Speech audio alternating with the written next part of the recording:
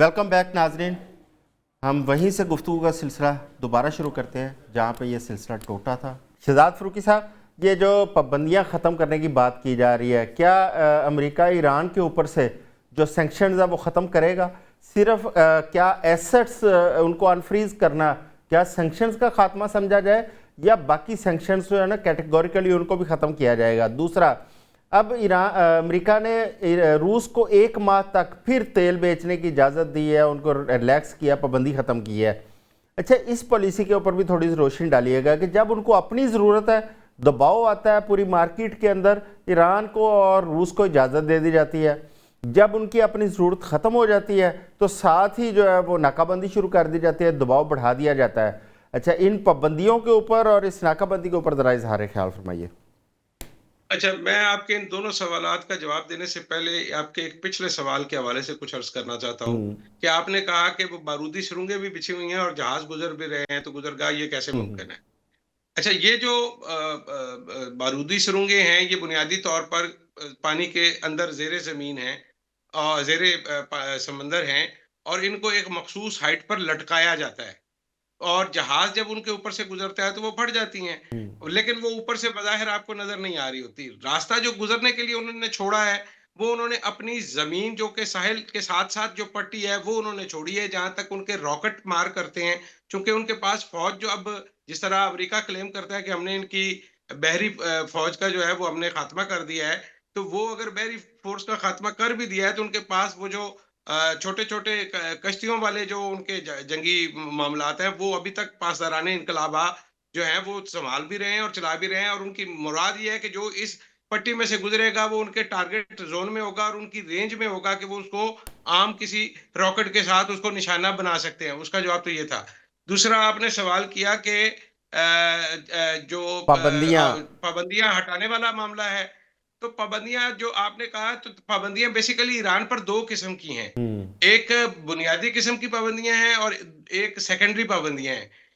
ایران تو یہ مطالبہ کر رہا ہے کہ ٹوٹل دونوں طرح کی پابندیاں جو ہے وہ ان سے اٹھا لی جائیں، لیکن امریکہ کی کوشش یہ ہے، اور ظاہر ہے کہ اس وقت ایران کو تعمیر نو کے لیے پیسوں اور فنڈز کی ضرورت ہے۔ ایران کو وہ پیسے مل جائیں گے اگر ان کے جو ایسٹس فریز ہوئے ہوئے ہیں، اگر ان تک ان کو رسائی مل جائے تو پیسے تو ان کو مل جائیں گے، اور جو کلیم وہ امریکہ سے کر رہے ہیں کہ ہمارا اتنا نقصان ہو گیا وہ پورا کرے، تو وہ اگر امریکہ پورا نہ بھی کرے تو وہ ادھر سے کسر نکل سکتی ہے۔ اصل معاملہ یہ ہے کہ دنیا بھر میں توانائی کی ضروریات کو پورا کرنے کے لیے آبنائے ہرمز کا کھلا رہنا پوری دنیا کے، یہ صرف اس خطے کی بات نہیں ہے، صرف ایران، پاکستان، انڈیا کی بات نہیں ہو رہی، یہ 7.5 ارب جو لوگ اس کرۂ ارض پر بستے ہیں، یہ ان سب کی اکانومی کا سوال ہے۔ اس سے صرف اس خطے کے لوگ نہیں متاثر ہو رہے، وہ پوری دنیا کو اور اس کی معیشت کو متاثر کر رہا ہے۔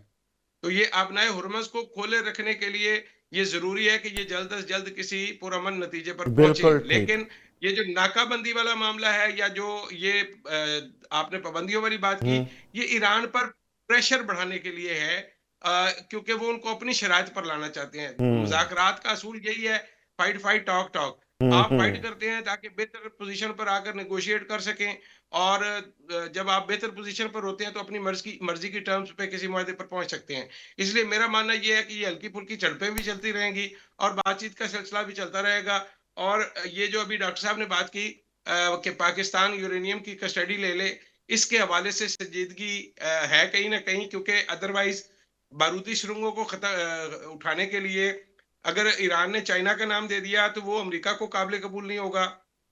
اس لیے اس سارے معاملے میں پاکستان کی اہمیت بڑھ جاتی ہے کہ نہ امریکہ اس خطے میں گھس سکتا ہے، نہ وہ یورینیم لے سکتا ہے۔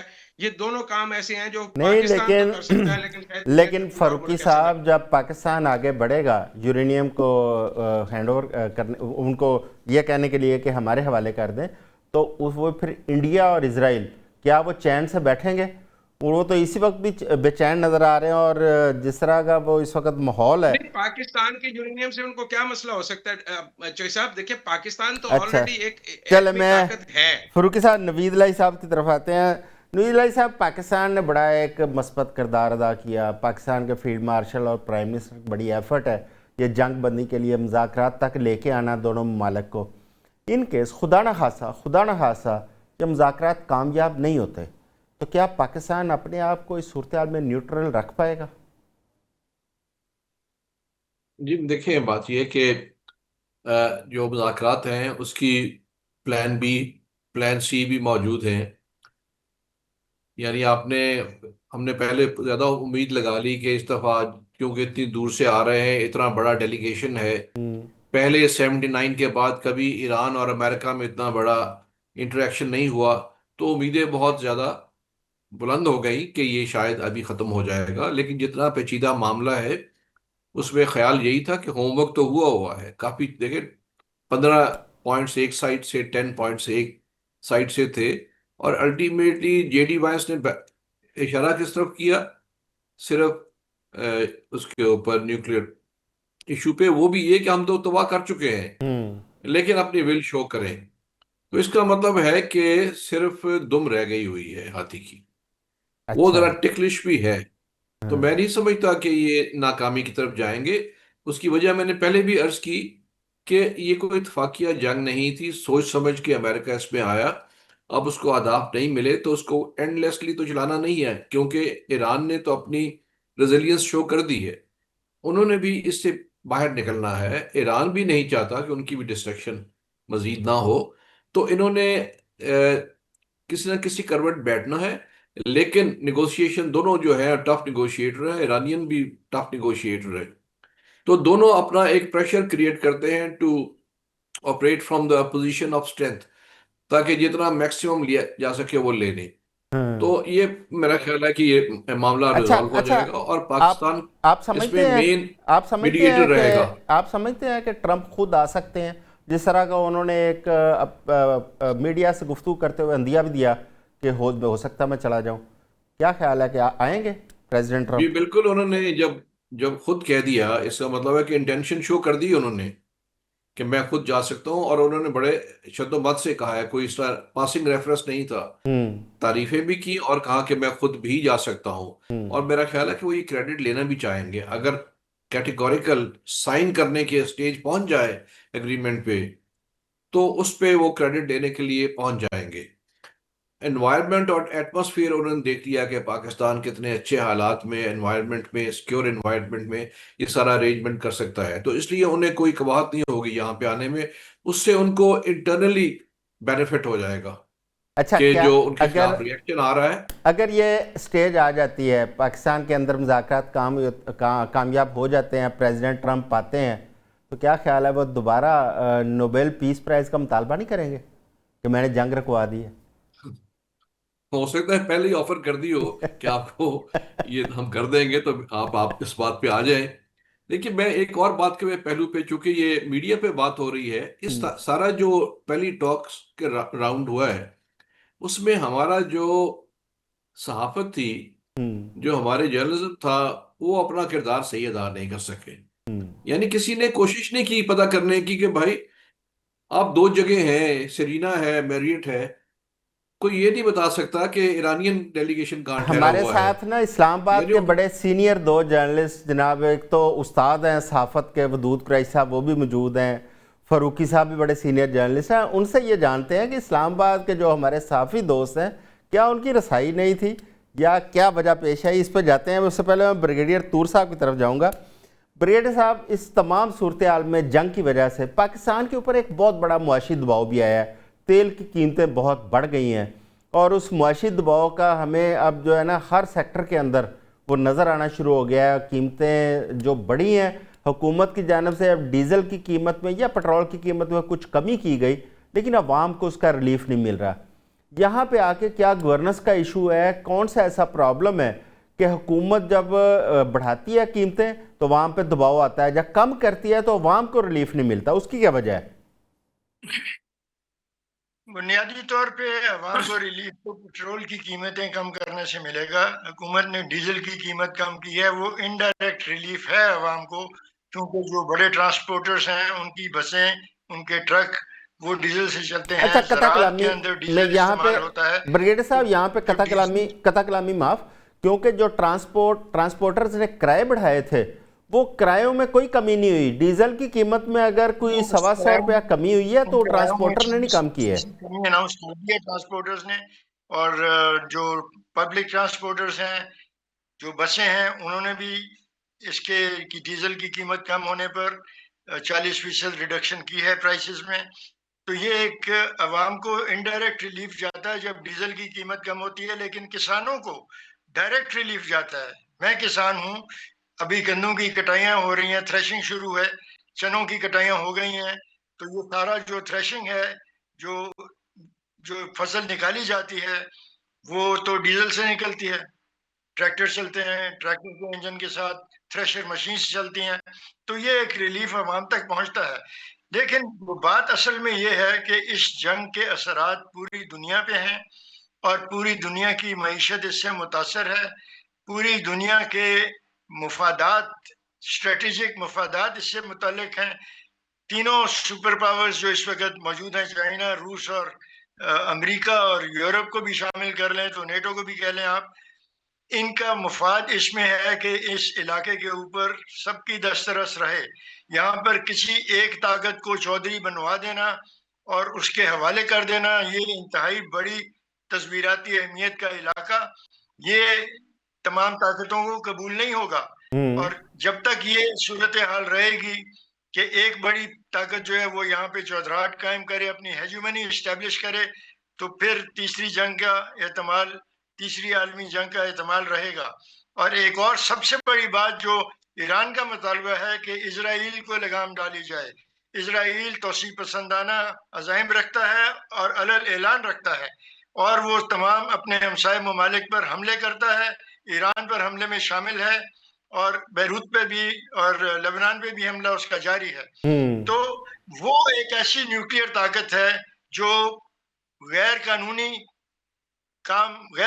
جنگ کرنے میں جس کی عادت ہے، اس کو کنٹرول کیا جائے تو پھر ایران پہ پابندیاں بھی ایک لاجیکل یا ایک فیئر ڈیل ہوگی. لیکن ایران کے بازو باندھ دیے جائیں اور اسرائیل کو کھلا چھوڑ دیا جائے، یہ میرا خیال ہے کہ اس علاقے کے مسلم ممالک کو قابل نہیں ہے کہ اسرائیل کو کھلی یہ بہت اہم ہے کہ اسرائیل جو ہے وہ جارحیت کرے تو اس کو کوئی نہیں پوچھتا، کوئی نہیں ہے. اور ایران کی جانب سے صرف اس کے پاس انریچمنٹ یورینیم ہے تو اس سے وہ بھی طلب کیا جا رہا ہے، جبکہ وہ ایٹم بم لے کے بیٹھا ہے اسرائیل، اس کو نہ کوئی پوچھ رہا ہے، نہ اس کی جانب کسی کی توجہ ہے. اچھا جی، ودود قریشی صاحب، ایک بڑا امپورٹنٹ نقطہ اٹھایا ڈاکٹر سعید الہی صاحب نے کہ جب اسلام آباد کے اندر مذاکرات ہو رہے تھے تو انٹرنیشنل میڈیا تو ہمیں فعال نظر آیا، لیکن پاکستان کے میڈیا کا وہاں پہ اس طرح کا ہمیں کردار نظر نہیں آیا. اس کی کیا وجہ ہے کہ ہمارے میڈیا کو وہاں پہ رسائی نہیں دی گئی تھی، یا ہمارے کوئی کیپیسٹی کے ایشوز آ رہے ہیں کہ جس طرح ہم پہلے ڈگ آؤٹ کرتے تھے خبریں ہم نہیں کر پا رہے؟ شب رسائی تو تھی، لیکن وہ خود بھی ڈرے ہوئے ہیں اور کسی طرح میں وہ رسائی چاہتے بھی نہیں ہیں. جہاں تک پوچھ رہے تھے کہ یہ ایرانی ڈیلیگیشن اور امریکن ڈیلیگیشن، دونوں ڈیلیگیشن اسلام آباد کے سرینا ہوٹل میں ٹھہرے ہوئے ہیں. 2 فلور ان کے پاس دیے گئے تھے، ایک فلور پہ تو پریزیڈنشل ان کا سویٹ ہے اور باقی پہ سٹاف ہے. تو ابھی بھی امریکن اور ایرانی سٹاف جو ہے وہ سرینا ہوٹل میں ہی ہے. ان کے لیے مخصوص لفٹیں رکھی گئی اور عام لوگوں کو وہاں جانا داخلہ منع ہے. لوگوں کو بھی ویسے کم کیا گیا. یہ تو آ بھی چکا ہے کہ آغا خان نے کہا تھا کہ یہاں مذاکرات کے لیے جتنے لوگ ٹھہرے ہیں ان کے تمام انتظامات اور کھانا پینا کانفرنس ہال استعمال اگر کرنا چاہیں تو اس کے لیے جو ہم آپ کو چارج نہیں کریں گے. لیکن ان کے مذاکرات دفتر خارجہ بھی ہو رہے ہیں. دفتر خارجہ کو خصوصی طور پر ان کا جو گراؤنڈ فلور ہے اس کے اوپر انتظامات کیے گئے تھے، مین کانفرنس کے بھی کیے تھے، الگ الگ بھی کیے گئے تھے. تو یہ سب کو پتہ ہے کہ وہاں کیا ہے، بتا بھی دیے گا، کافی جگہ بھی ہے. لیکن وہاں پر جو صحافی اس طرح کا تجسس کرتے تھے، ایک تو میڈیا خود بھی محتاط ہے تاکہ ہم کو ایسی بات نہ کر دیں جو درست نہ ہو، پھر انڈین یا اسرائیلی میڈیا لے کے اس کو چڑھ دوڑے. تو اس کے لیے ایک تو صحافی محتاط ہیں، ایک پھر ڈرے ہوئے حالات بھی ایسے ہیں کہ وہ کہتے ہیں کہ ایسی بات اگر ہوگی، اگر درست بھی ہے تو اس کی تردید آ گئی تو ہمیں پھر مختلف قوانین کے تحت پوچھا جائے گا. تو اس کی ایک وہ بھی خوف ہے. جہاں تک ہے کہ پتہ ہے سب کو کہ دیکھیں 10 پوائنٹ جو ہے وہ ایران کے بھی سامنے آ گئے. پہلے 5 آئے، پھر 10 بنا دیے گئے، پھر 15 امریکہ کے پوائنٹ سامنے موجود ہیں. ان پوائنٹس میں کون کون سے مشترکہ پوائنٹ ہیں جن پر بات ہو سکتی ہے یا بات ہوگی یا ہو رہی ہے، اور کن پہ اتفاق ہو سکتا ہے. اور ہارڈ پوائنٹ صرف جو ہے انرچ یورینیم کا ہے، انریچ یورینیم کا اگر معاملہ طے ہو جاتا ہے تو آبنائے ہرمز کے اوپر جو ہے وہ ایران انسسٹ نہیں کرے گا کہ ہمیں وہاں پر ٹول لینے کی پرمیشن دی جائے، یا ہم ٹول لیں گے اور ہمارا علاقہ ہے۔ یہ الگ بات ہے کہ ٹرمپ صاحب نے آبنائے ہرمز کو بحرے ایران بھی کہہ کے پکار دیا اور اشارہ بھی دے دیا، لیکن ان کے اشاروں کا کوئی پتہ نہیں لگتا، صبح کچھ بات کرتے ہیں، شام کو کچھ بات کرتے ہیں۔ تو ان کی یہ ہر لمحے اپنے آپ کو تبدیل کرنا جو ہے وہ بھی ان مذاکرات میں خاصا حائل ہے۔ جب وہ کہہ چکے ہیں کہ میں نے ان سے یورینیم انریچ لینا ہے، تو ظاہر ہے اگر نہیں لیتے تو انتخابات کو جیتنے کے لیے ان کے لیے بڑی مشکلات ہوں گی۔ پاکستان اس معاملے میں کوشش کر رہا ہے کہ دونوں کو ایک ایسے معاہدے پر لے کے آ جائیں جس میں دونوں کی نہ سبکی ہو نہ دونوں کی شکست ہو۔ اس سلسلے میں پاکستان کی کوششیں ہیں، باقی بھی ملک شامل ہیں، لیکن مجھے لگتا ہے کہ یہ معاہدہ ہو جائے گا۔ کچھ چیزیں ابھی باقی ہیں، ایک بالکل آدھا دن ٹھیک ہے، مزید شاید اس کے اوپر لگ سکتا ہے۔ بالکل جو ہی یورینیم کی افزودگی کا معاملہ طے ہوگا، اس کے بعد باقی کوئی مشکل کام نہیں ہے جس میں بات نہ ہو۔ ظاہر ہے $12 بلین وہ ایران کے ہی ہیں، باقی یورپی ملکوں میں بھی ایران نے جو تیل دیا ہوا ہے شاہ کے زمانے سے، ان کے پیسے پڑے ہیں، تو سارے پیسے ریلیز ہو جی جائیں گے۔ ٹھیک تو ہو لیکن گیا اسرائیل کا قریشی صاحب۔ خیال ہے کہ ایران کو اگر ریلیز کر دیتے ہیں پیسے وغیرہ تو ہمارے مزید پاس مشکلات ہوگی۔ تو ٹائم بڑا شارٹ ہے۔ میں فروکی صاحب، یہ ساری صورتحال میں اگر مذاکرات کامیاب ہوتے ہیں، جس کی ہم امید بھی کرتے ہیں، دعا بھی کرتے ہیں، تو ایران اس خطے میں سب سے، میں سمجھتا ہوں کہ پاورفل ہو جائے گا، کیونکہ مشرق وسطیٰ کے اندر اگر اکانومی میں دیکھا جائے تو سینکشنز لگنے سے پہلے ایران کی ایک مضبوط ترین اکانومی تھی۔ تو اگر یہ مذاکرات کے بعد آپ کیا سمجھتے ہیں کہ مشرق وسطیٰ کے جو ممالک ہیں ان کی کیا صورتحال ہوگی؟ وہ ایران کو کس حد تک اس کی جو سپرمیسی ہے اس کو ایکسیپٹ کر پائیں گے؟ دیکھیے، جو خلیج کی ریاستیں ہیں ان سب کا تو خیال یہ تھا کہ ان کی حفاظت کا ذمہ امریکہ کے پاس ہے، اور ہم اس کو پیسے دیتے ہیں، اسلحہ خریدتے ہیں، اور امریکہ ہماری حفاظت کرے گا۔ اس سارے یہ ایپیسوڈ میں ایک بات تو بالکل صاف ہو گئی کہ امریکہ اتنی دور بیٹھ کے آپ کی حفاظت نہیں کر سکتا۔ تو اس کا الٹیمیٹ مطلب یہی ہے کہ ایران کی سپرمیسی آپ مانیں یا نہ مانیں، اس نے اپنے آپ کو منوا لیا ہے، گو کہ اس کا بہت نقصان ہوا ہے اس سارے معاملے میں، ان کا انفراسٹرکچر کا اور ان کے جو حفاظتی اقدامات کے حوالے سے جو ان کا دفاعی تنصیبات تھی ان کو بھی بہت نقصان پہنچا ہے۔ اس کے باوجود یہ ضرور ایران نے ثابت کیا ہے کہ اس کو چھیڑ کر کوئی بندہ آسانی سے گزر نہیں سکتا، چاہے وہ ٹرمپ ہی کیوں نہ ہو۔ تو ایران نے وہ اس حد تک تو اپنی اہمیت ثابت کر دی ہے۔ ہاں، خلیج کے ممالک کو اب دوبارہ سوچنا پڑے گا کہ وہ ایران کے ساتھ مستقبل میں کیسے تعلقات رکھنا چاہتے ہیں، اور امریکہ یا نیٹو یا دیگر جو مغربی طاقتیں ہیں ان کے ساتھ کیسے تعلقات رکھنے ہیں۔ اب اسرائیل کا یہاں پہ جو عمل دخل والا علاقہ ہے وہ سب کو پتہ ہے، ان کی طرف سے تو ابھی بھی ریزسٹنس آ رہی ہے، لیکن اس کے باوجود یہ دیکھیے کہ بہت سارے ممالک اب محتاط ہو گئے ہیں اور وہ کوشش یہ کر رہے ہیں کہ وہ اس میں کوئی ایک سائڈ نہ لیں۔ تو میرے نزدیک سعودی عرب کا معاملہ ہے، اس میں ظاہر ہے کہ پاکستان کا ان کے ساتھ ایک ڈیفنس پیکٹ ہے جس کے تحت پاکستان ان کے ساتھ ہے۔ تو سعودی عرب والا معاملہ تھوڑا سا مجھے لگتا ہے کہ زیادہ اس پہ غور کرنے کی ضرورت ہے۔ خلیج کی باقی جو ریاستیں ہیں ان کے حوالے سے مجھے کوئی شک نہیں ہے کہ وہ ذہنی طور پر مرعوب ہو چکے ہیں ایران کی طاقت سے، چاہے وہ زبانی اس کا اقرار کریں یا نہ کریں۔ بہت شکریہ جناب شہزاد فروکی صاحب، جناب بریگیڈیئر لیاقت طور صاحب، جناب عبدالودود قریشی صاحب اور جناب ڈاکٹر سعید الہی صاحب، نوید الہی صاحب۔ آپ تمام مہمانوں کا بہت بہت شکریہ۔ کوشش کی ہے کہ جنگ کی تازہ ترین صورتحال اس کے اوپر تھوڑی سی روشنی ڈالیں ہمارے معزز مہمان، اور جو پاکستان اور دنیا کی اکانومی اس وقت دباؤ کا شکار ہے اس میں کیسے بہتری آ سکتی ہے، اس پہ بھی ہم نے بات کی۔ آج کے لیے بس اتنا ہی۔ ہمارے ساتھ رہیے گا، اپنا خیال رکھیے۔ اگلے ہفتے دوبارہ آپ کے پاس نئے ٹاپکس اور نئی تازہ ترین صورتحال کے ساتھ حاضر ہوں گے۔ اللہ حافظ۔